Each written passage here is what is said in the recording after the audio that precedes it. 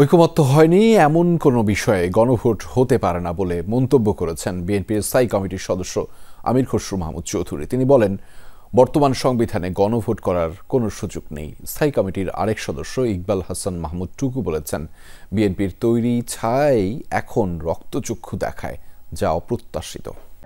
নতুন ব্লেন্ডে আরো rich অ্যারোমায় salon family blend টে।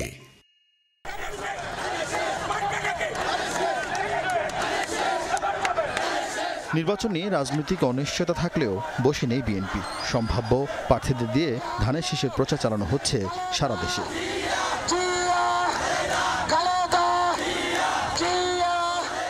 রাজধানীর ক্রাইম রিপোর্টার্স অ্যাসোসিয়েশন মিলনায়তনে এক আলোচনায় দলটির নেতা আমির খসরু অভিযোগ করেন, নির্বাচন নিয়ে মানুষের আকাঙ্ক্ষা তীব্র হলেও একটি পক্ষ তা বিলম্বিত করার চেষ্টা চালিয়ে যাচ্ছে। তারা বর্তমান সংবিধানকে মেনে নিয়ে সংবিধানের স্পিরিটের পরিপ্রেক্ষিতে তারা সরকার গঠন করেছে। বাংলাদেশে একটি সংবিধান আছে বর্তমান, যেই সংবিধানের অধীনে অন্তর্বর্তী সরকার হয়েছে। এই সংবিধানে গণভোটের কোনো প্রভিশন নাই। নোট অফ ডিসেন্ট যেখানে দ্বিমত পোষণ করা হয়েছে, দ্বিমত পোষণ করার অর্থ হচ্ছে ঐক্যমত হয় নাই। এটাও বিএনপির উদারতা।